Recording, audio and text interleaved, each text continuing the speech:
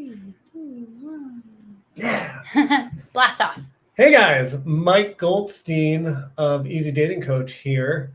So excited for our live stream. Thank you for joining us. And you're probably wondering who the heck this is. This is Carly Jo, and she's a sex coach. How we know each other.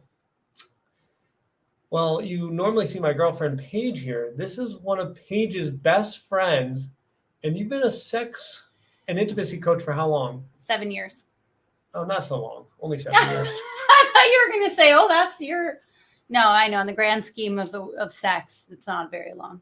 How long have you been married to Jose for? I've been married for 4 years and been with my partner. We just hit 8 years. 8 years. Mm-hmm. Wow. So you started the sex practice a year after. I got it. I started my... It's so weird to not look at you. I'll look at you through there. My business started because of my marriage. My relationship. So when I had met Jose, I don't know if you know this, but I was a casting producer for The Bachelor for 10 years. Do you know that? I did not. So that was my job first. And then I met my now husband, Jose, and just overnight fell in love.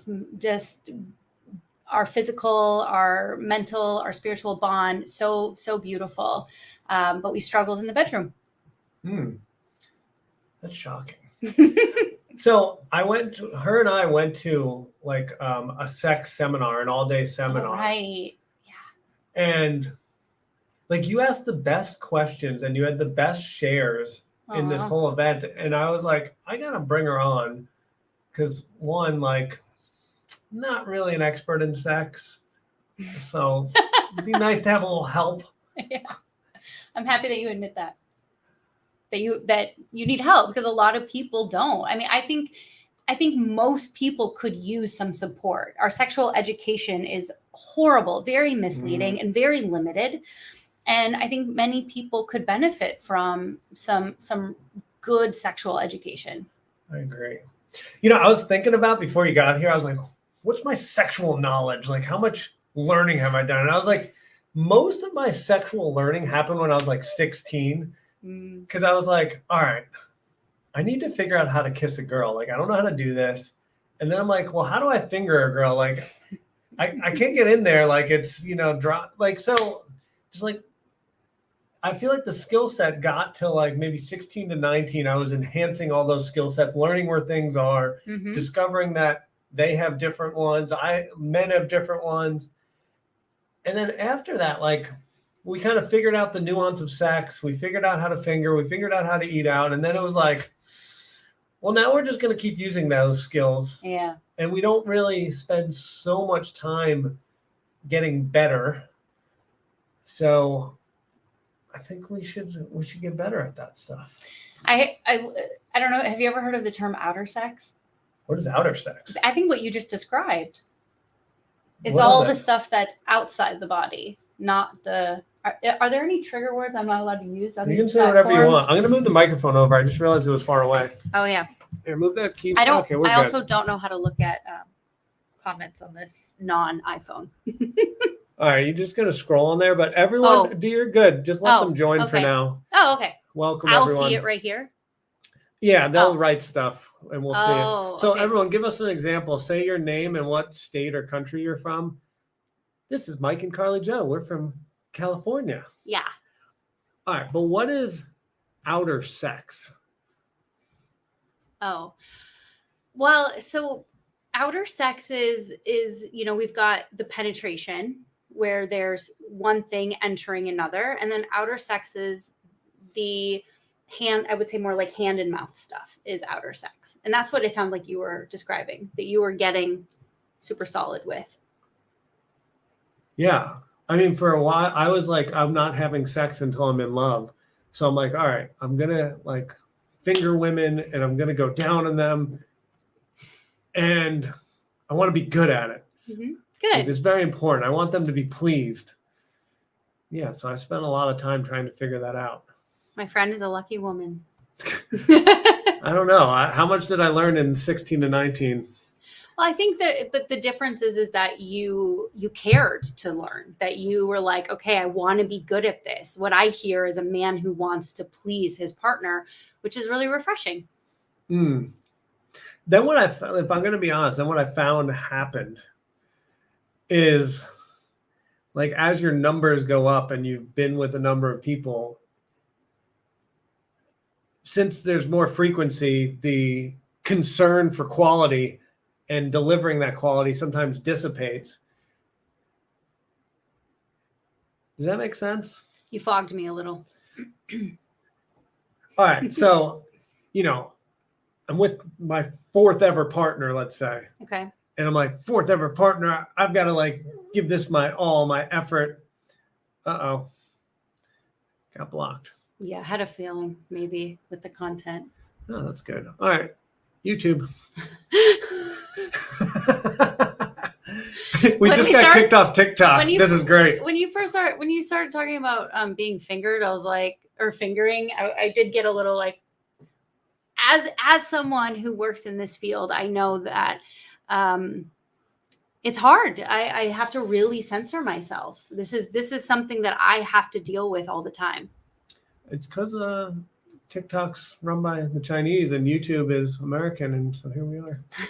Well, it says we can go back and forth in 15 minutes. So I think they're going to kick us off again. Well, we can be more careful with what we say.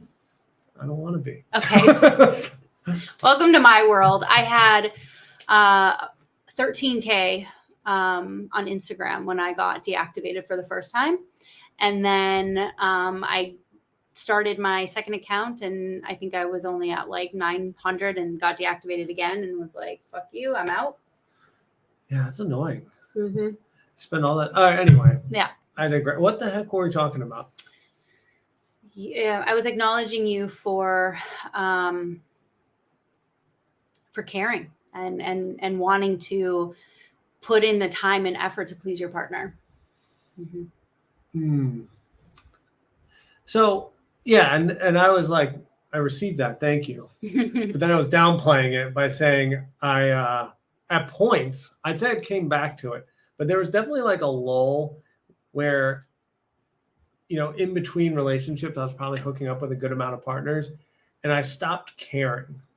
And then maybe you get in partnership and you're like, you get into this cadence of like, all right, I know the formula to make this person orgasm. I can do it pretty quickly. I know what to do. But that's kind of boring because like, well, all right, we're about to hop into our formulaic sex and here it comes. How do you think you like revert back out of that formulaic sexual experience? Was this with the same person or different people? This is like, I'm in partnership. It's the same person. I know what they like. I'm just going to keep using, I know 1 + 1 = 2. I just keep doing that because I know that'll make them come. Okay. So what's wrong with that? It's boring for both parties because it's literally the same thing over and over again. Yeah. Well, what I hear in that is it reminds me of training a dog. What do they call that? Like someone who adopts older dogs that other people don't really always want. Oh, good person. And there's always a training process with it, right? And it reminds me of like, I have this one dog where there were 3 steps that he was supposed to do to get to the treat, right? So it's like he was supposed to sit, then he was supposed to lie down, and then he was supposed to do something and get a treat. But the dog was so damn smart that he went straight for the treat. And that I think is what happens often in sex, is that we make orgasm the goal. We make it the kind of like I just watched the Super Mario Brother movie. So good. It reminds me of like that golden star, it's like, we didn't have a good experience if we didn't have the big release at the end, And I think when we focus on that end result, well, first of all, you're focusing on the end. And when you focus on the end, then it's over. The excitement, it's like a roller coaster. Like, would you want to get on a roller coaster and go straight up and straight down and then be done? No, you want the turns and the twists and the upside downs and the like, oh my God, I can't feel my face, And so part of it is taking that end result. I am going to censor myself a little bit. But it's taking that end result and removing that from the focus of the experience, because actually intimacy from start to whatever the finish is all sex. Yeah, that's brilliant. Yeah. I think back to like my most fun sexual experiences, and it's exactly how you described. I went into it with like, ooh, playtime, and I'm going to explore and play with this person's body. I don't know where it's headed. I don't know what we're doing. I just know like this is a body and I'm going to play with it and we're going to have fun. Curiosity. Yeah, like, ooh, how does this feel when I caress her shoulder? Like, how's it feel if we just lay here for a second and take a break? How's it feel if we kiss and just enjoy each other and enjoy the moment? Yeah, not focus on the end. Yeah, not focus on the end. Because then it's over. Yeah, and then and like that you're in your head. You're like, all right, I have to get to this outcome. Yeah. Instead of just being like, well, in this moment, I feel like I want to touch that body part right wherever. Yeah. Yeah. Well, that's a common thing that I think a lot of people struggle with. I know for me, when working, so I work with women, and that's a huge thing. Is like, how do I get out of my head? How do I get in my body? Because when you're in sex is really intimate. It's really vulnerable, and it can be hard. It can be difficult to stay in your body and stay with the other person. Because I think, it's one thing to be exploring on your own. And that in itself brings up a lot of stuff for people, but that can be a little bit easier. But then all of a sudden, when you have the second person involved and you've got their desires and, their missions, their intentions, their moves, their body, their feelings, like, it's really messy. And I think good sex should be messy. It should be chaotic. It should be wild. It should be primal. It should be like, what's that? Who's over there? What's happening? I don't know. Did we just go out to outer space? Like, and I think that's where a lot of people, like, they put themselves in this, like, this box of like, it should be like this. It should look like this. It should feel like this. It should end like this. And if it doesn't, then it's not sex. And one of the things I do with my clients is I bring them back over and over to really honoring their pathway to pleasure, because each person has a unique pathway to pleasure. What gets you off, what gets this person, is so unique and different for all of us, but yet we're trying to fit this one mold. And if I can go off on a tangent for a second, tangent. Yeah. For a second, there's this society, the way that if you look at advertisements, if you look at movies and television, there's a lens of like one specific way that sex looks. So I am a certified erotic blueprint coach, and the erotic blueprints are a really beautiful way to understand how we are designed. Each and every person is designed for how they experience it, how they express it, what they like, and all of that. And one of the erotic blueprints is called sexual. So there's 5 of them. And sexual tends to be how sex is filtered through our society. Hard and fast, kind of quick. It's very like visual, and a lot of, like I said, a lot of the advertisements, a lot of the movies and television that we watch, it's very much geared towards the sexual blueprint, but that's leaving out 80% of society. It's not my blueprint, actually. So, and another form of this is especially with men or boys watching porn. Most porn is through the sexual blueprint. And so if you are learning how to experience yourself that way through porn, it's going to be quite difficult to then translate over to being with somebody else. Because I can tell you, most women, most of the time, need you to slow down. It's most women are inserted way too soon before they're even ready. And then it doesn't feel good because we're not actually fully open. We're not ready. We're not wet enough, all of that. And so, like, just slow it down. That's so interesting. I was, when you talked about porn, I was like, everything, or like 98% of the videos up there are so transactional. Like, how do we get this guy to come really fast? Yeah. Like, let's get him to come. And then you occasionally see that porn video that's like, let's have an experience, let's play. And it's a totally different porn video where they're like, well, let's do this, let's do that, let's have some fun, let's go there first. Instead of just like, hey, really fast, go like this, and here's my tips. Now come. Yeah. Well, you'll see too, like there's so, like my favorite porn is massage porn. Literally nothing happens except a very long massage. Don't they usually end up in sex? No. They don't? No, they don't have to. Oh. Actually, yeah. I'm getting served different massage videos. It depends on what you watch. But yeah, I think, it's really important as a human to explore your own sexuality. Each and every person that's on this planet right now was put here because someone had an orgasm. So we are made of sexual energy. We are made of this beautiful, we're half human, half being. Like there is a part of us. There's a huge, I think we're more sexuality than anything else, but it's so repressed. There's so much conditioning and shame around it that most people, and it makes me so sad that people don't actually get to have their full expression. And that's a lot of like the women I work with, a lot of religious upbringing, or situations where a parent walked in on them when they were a child and shamed them, that it's like, this is wrong and bad, when it's not. It's beautiful. So, I mean, example of getting kicked off of whatever that thing's called, Twitter?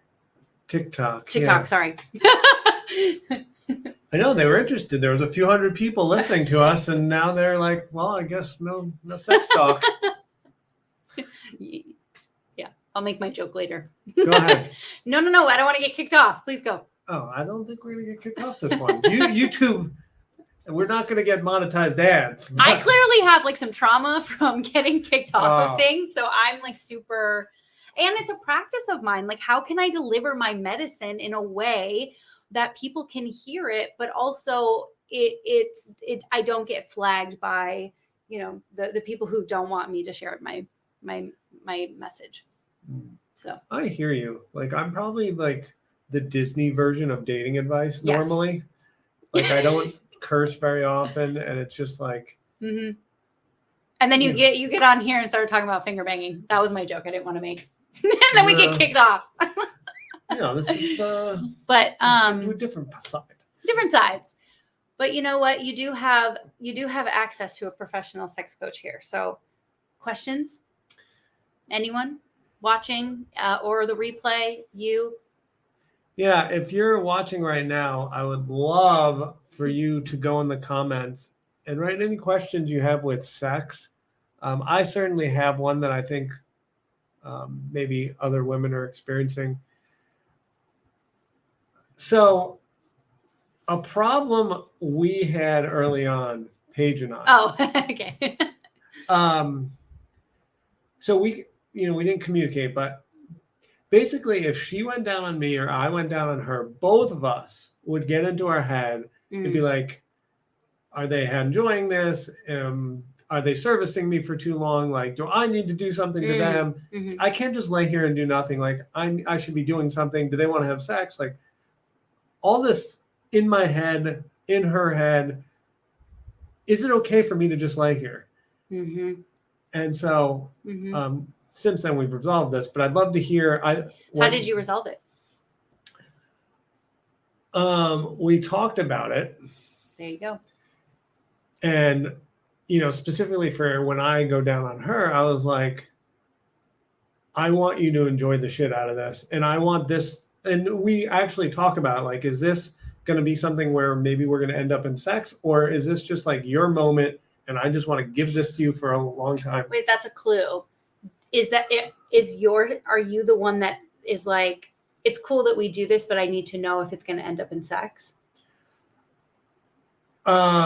I think there's times where I want to have sex, and there's other times where I'm just like, I want to give you this moment and I want you to enjoy it. Yeah. And I'll think, like, if I want to orgasm, maybe we'll figure that out later, but maybe this thing is for you. Does it help you going into a situation to know if sex is going to happen or not for you? I think, yeah, like it does help if I know, like, is this a thing for her? Or is this a thing for us? Or is this a thing for me? So that's more of the sexual blueprint. Sexual blueprints like to, I feel like I should just explain what all the blueprints are. Yeah. Okay, so we have 5. I took the test. Oh, let's see how accurate it is, because there's the mental test of what you think, and then there's the physical test as well. Oh, I should let you explain. So there are 5 different erotic blueprints, and each erotic blueprints are a roadmap to better understanding your arousal and pleasure and turn-ons. So the first one is sexual, and sexuals are turned on by really like visuals. They're really easy to turn on.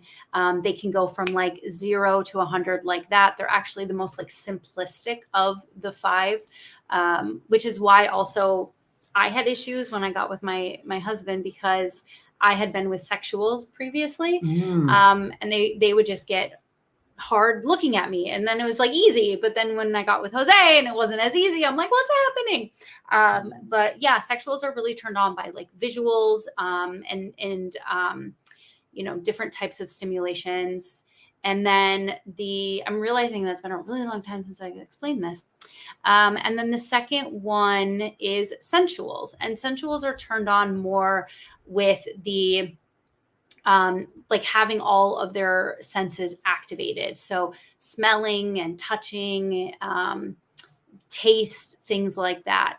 And sensuals are the ones that actually have a hard time getting out of their heads. They need to have an environment be just perfect for them to fully like relax and let go.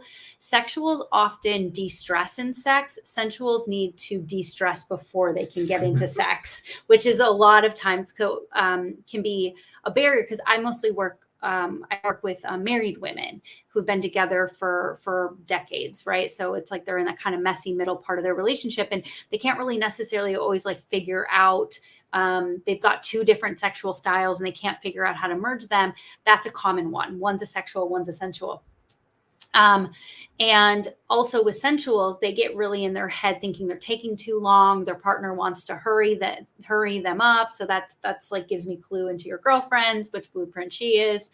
And then we have energetic, and energetics are really turned on by more of the like yearning and the tease and the anticipation. I'm an energetic. Isn't Paige an energetic?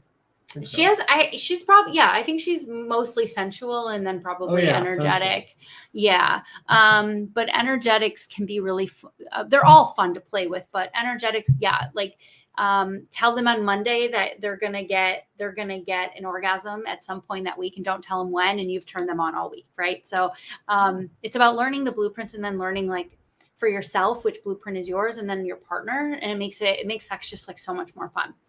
And then we've got kinky, and kinky is turned on by the taboo. There's the role playing aspect of it. So there's 2 different types of kinky. There's the so it's funny because you called yourself a Disney dating coach, and it's like, but yet you're probably a closet freaky kinky. Yeah. Yeah. But there's 2 different types of kinky. There's psychological and sensational kinky. So psychological is more like the dom and sub, the role playing. They like maybe orgasm restraint, where you tell your partner they're not allowed to orgasm, things like that, or any sort of like mind games. Kinky is really like. Sensational kinky is more of the floggers, the ropes, the ties, having different like sensations, maybe pain play, things like that. And then the 5th and final erotic blueprint is the shapeshifter. And the shapeshifter gets turned on by all of it. Shapeshifters are each and every one of those that I described. So they're not, they actually need to have all 4 of those to get off. They have to have, the like I said, with sexuals, they're very genital focused, very orgasm focused. So the shapeshifters are also really fun to play with because they fit into all the molds, and they can play with whatever blueprint their partner is. They can play with. However, the downside of shapeshifter is they often feel they can feel bored if you're a shapeshifter and your partner is a sensual. They can feel bored and feel like their needs aren't getting met because they're only playing in the sensual realm. And I've had a lot of dynamics like that where a couple, I'll work with a woman and one of them is a shapeshifter. So there's like a dynamic to play with there as well. But everyone has the ability to be all 5 of the blueprints. There's shadow aspects of each and every one that if you really want to go on a journey with your sexuality, there's aspects to each one that when healed can unlock amazing new adventures. Yeah. Is there a certain percentage of folks that are each one, or like, is it like even, or are most people a certain one? And is there differences between the sexes, or how's that all work? That's a great question. So the creator of the erotic blueprints, Miss Jaya, might have that data. I don't have that. However, most people think that they're either a sexual or a sensual because I think those are the 2 most common ones. So the society puts men as sexuals and women as sensuals, but it's actually not a gender thing at all. My husband is a sensual, and I am energetic. So yeah, I think I've talked to you about the one-day seminar. I talked about this, and I've had with a last partner, we had a huge problem because society told me as a man, I must be sexual. She, as listen to society, he must be sexual, which I wasn't. So, and she was gorgeous. She was like 6 feet. She looked like a supermodel. I think she did model at some. Anyway, she'd sometimes just put on lingerie and just show up, and we haven't talked all day or zero connection. Just put on lingerie and be like, all right, you ready to fuck me? And she looked amazing. Sexual. Yeah, but I didn't want to. I'm just like. And then you were probably made wrong.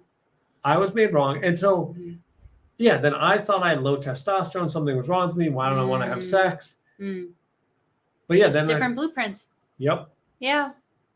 So if you're watching this and you're in a relationship and you're struggling, because I know this is my journey. I said in the beginning, I met this amazing man, fell in love, was like, holy shit, I didn't know like love could be like this. But then we struggled because of our different sexual styles.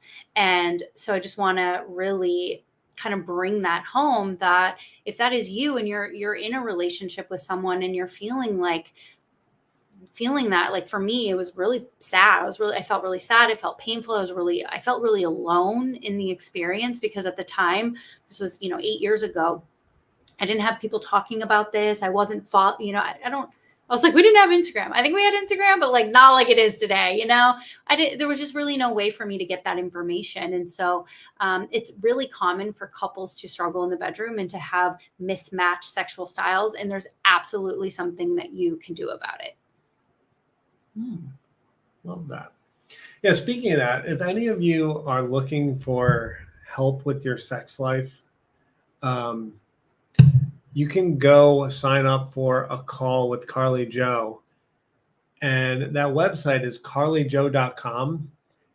And Carly is spelled, carlyjo.com/20. Oh, let me make this easier for you. Just go down in the description. The link is there. Just go to the description, click it. You can sign up for, it's a complimentary call, right? Yeah, 20 minutes. Complimentary call. And then you can talk if you're very serious about getting coaching, doing this. Carly Jo is very sought after. So don't sign up unless you're like deadly serious about getting a coaching call. Because your time's valuable, her time's valuable. Let's not waste anyone's time. But yeah, absolutely get in there. Get in there. Literally and figuratively, all that stuff. Women. I only work with women. Yeah. My whole, or like probably like 99% of the audience is female on here. Cool. Does anyone have any questions about sex or about relationships or online dating? If you want to ask me a question. Yeah, there you go. But I mean, I think the 5 different topics, like I would think someone has to have a question about that. You know, when I found out about this blueprint, it was so eye-opening. It really, you know, I think in the first 2 months, my girlfriend Paige wanted me to take it to figure out what I was. And it was really eye-opening. And then to hear what she was, and I mean, it's embarrassing to admit, but I think like I stayed in a certain framework with women. Like, even though like I've been with a good amount of women, like I'd all sat within like, this was my skill set. Mm-hmm.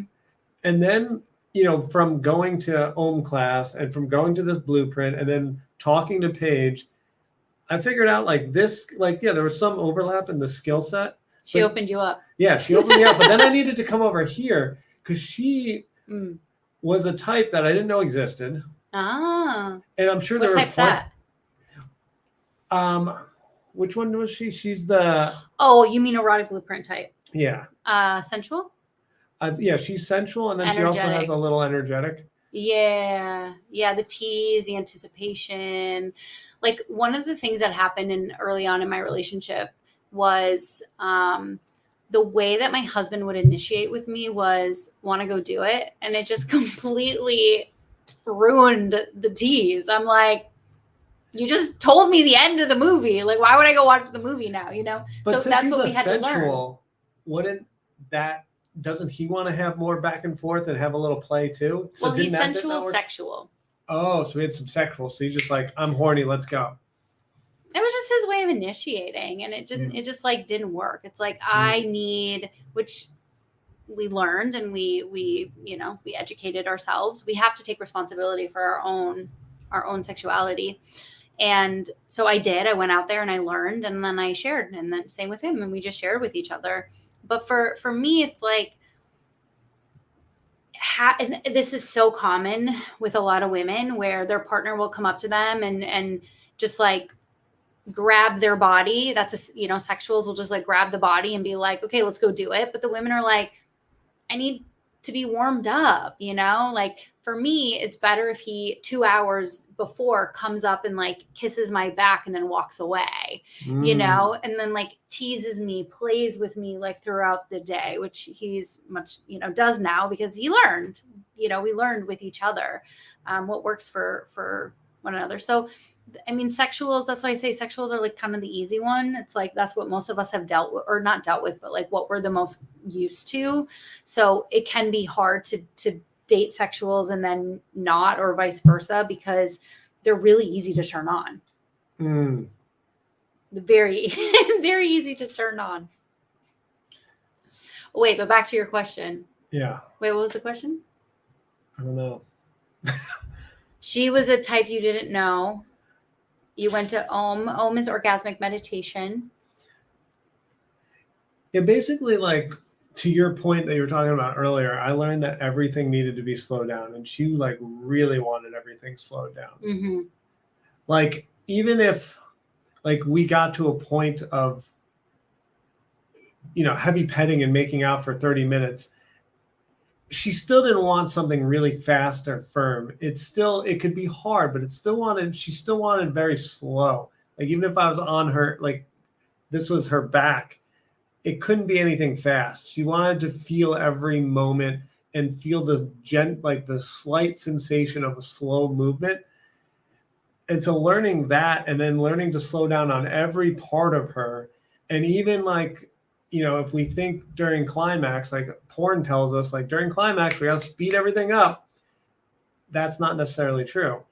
I could stay at a like wildly slow speed, which as a man, like I really enjoyed it too. Cause like, you know, a lot of my buddies, if we went to the bar and we're talking about, yeah, I had to like finger this girl for like 20 minutes, my wrist hurt. Well, if you like actually kind of like, a lot of women, you're going to have to barely move. You could be moving the slightest of moment, and she could be really enjoying that, and your hand's not tired at all. So yeah, you can just sit there. Yeah. Eat some snacks with the other hand. That reminds me of something I told my husband. I gave him an adjustment one time. I said, I want you to move so slowly, you're barely moving. Mm-hmm. That's how slow. Because I kept giving him the adjustment. I kept asking for slower, slower, slower, and it still wasn't slow enough. And then finally I was like, so slow, you're not moving. And he was like, oh, because it's true. Because I think there are a lot of men, and it can, you know, I'm using very heteronormative languaging here. This can go either way, but just speaking to like the male experience of learning about sex through porn, everything's hard and fast, like you said, right? Mm-hmm. And you know, sometimes hard and fast is good and it's nice. However, most women, most of the time, it's hard for us to stay present when things are going really hard and fast. When things are going really slow, it really actually takes a lot of it takes focus. So for you to just start hitting me really fast, you could do it just thinking about something else. But for you to touch me so slowly, barely moving, you have to focus. And a lot of women, it's like, that's what we want. We want to feel your attention. And you can only get that sort of attention when you're going so slowly. And the more slower you go, the easier it is for us to stay in our bodies. And it's easier for us to connect to our sensations. And that's a lot of what I teach. It's called sensate focus. It's how to focus on the sensations in our body, like tickle or warmth or I was going to say open, but as an example of hot, you know, cold, things like that, like those sensations that are happening inside of our body that we're not used to actually connecting to and feeling. And it's really hard to feel those sensations when things are moving really fast. That's why people, I think when people have really busy lives and they don't slow down, they don't take time to actually slow down and do nothing, it's like they're not actually feeling anything. They're kind of become numb. Because everything's moving so fast. But if you actually, and this is why a lot of people don't want to slow down, because if you decide to actually stop moving for 15 minutes and just sit here, you're going to have to feel all your shit. And then you're like, I don't want to feel this. Let's keep moving. I kind of love that. And it explained to me, like, I think we solved a big problem for men. Like, I think, you know, we've been there where as a man, like I've been with a woman where she's like, we can't get her to orgasm. Can't get this woman to orgasm. And she's like, I'm in my head. And you're like, well, get out of your head. And the man's like pointing the blame at her. Well, like, well, hold on. I want to help you. I want to feel competent. I want to feel like I know what I'm doing. And we need to work as a team. And what you just said is, well, the teamwork is if I slow down and she feels like all my attention is on her and I'm just enjoying the moment, not worrying about the outcome, but just enjoying being there and focused on what I'm doing, which men were very good at focusing on one thing. So the moment we can just like focus on this one thing, she can just enjoy that instead of worrying about like, oh my God, that's coming so fast. And like, what is happening? And almost like safety, like this guy's really moving fast. Like, I don't want to get hurt. Yeah. When things are moving really fast, that's a good point. We tense up. Yeah. Like, oh, like, is this going to hurt at some point? Like, or is this kind of hurting now? Or I'm worried. Yeah. I mean, last night while we were watching a movie, Jose just like my husband just like dropped his hand down on me and I jumped. He's like, sorry. And I was like, now I'm like tense. I'm like, are you going to do that again? You know? But also to what you were saying is like, I want to just name that it also can be very confronting for a woman to receive that much attention. No, really? Oh, receiving is a really difficult thing for most women. Receiving compliments, right? Receiving love, receiving admiration, right? Receiving connection, like receiving friendship. it can be really, really difficult for women to receive. So I just want to name that, yes, although I do think that most women, most of the time, really want to be slowed down and want to feel your full attention, but it also can be really hard to receive. And which is why I think a lot of women who maybe haven't done any sexuality work before, taken a course or read a book or, anything like that, it's why they'll fling you off. Like, yeah, let's just get it over with. Oh my God, how many women say that to me? They come to work with me and I'm like, what's going on in your sex? They're like, I just want it over with. And it's like, well, yeah, you want it over with because it doesn't feel good, because you're not having the sex that you actually want to be having. But a lot of the reason that they don't try is because they're going to have to receive. They're going to actually have to receive. And we'll go back to the conversation of sex is vulnerable. I'd like to just give a little male perspective. Please. I think so some women feel uncomfortable with receiving because they're like, all the attention's on me. I feel like I should be doing something. I feel like I should be giving. And I just want to say, when you receive and you're enjoying yourself, and we can see that you're enjoying it, whether it be your movement or how you're shaking or your noises, we are getting. And that is one of the best gets we can have as a man. When I see my woman enjoying whatever I'm doing, I'm on cloud 9. So don't think that you're receiving is selfish. It's actually the best thing you can. Yeah, it's generous. Because now we're like, ooh, this is great. I'm doing something right. Oh, you're winning. Yeah, we like to win. Men like to win with women. Thank you so much for sharing that. That's really, really beautiful. That is a spot for a lot of women that they can't receive because they feel like they should be giving. And I know for a fact, just spend time with your family and look at the women in your family. See how well they take care of everyone else, and how they're not taking care of themselves. Yeah, believe it or not, I pulled a lot of men, 2,000 back in the day. Yeah, I did. Wait, what? Yeah, I pulled 2,000 men.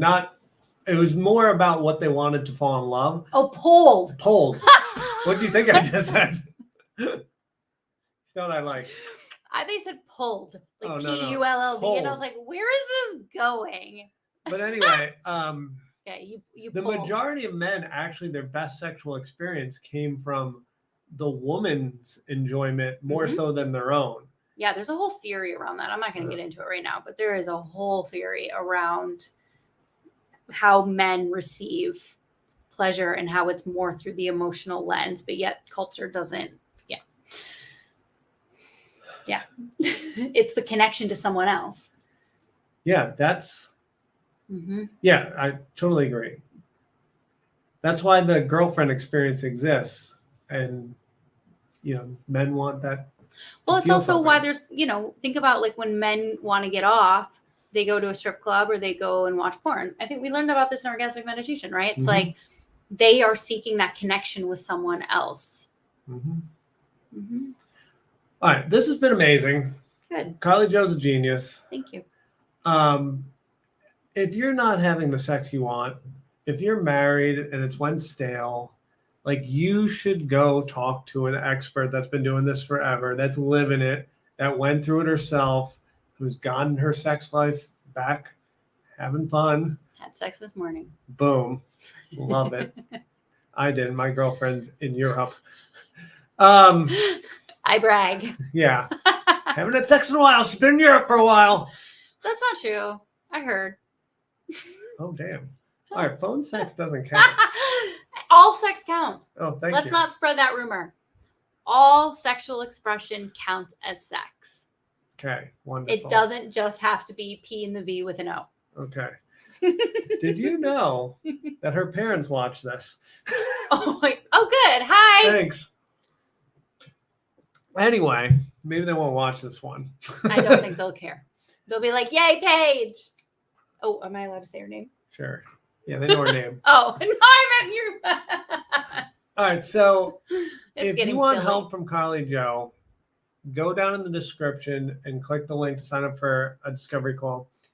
If you don't want help with sex, but you need help getting a partner to have sex with, and you've already done a lot of the self work and just need a strategy on how to find this person and blah, blah, blah, sign up for the discovery call. That's also down there below Carly Joe's link.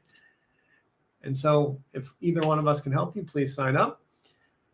And Carly Joe, thank you so much. This was amazing. This was fun. Thank you. I needed to get out of my house. We got her out of the house. And she's comforting me because my girlfriend's gone for a while. What a team. Boop. Okay. Thanks everyone for watching. We love you. See you next time. Bye.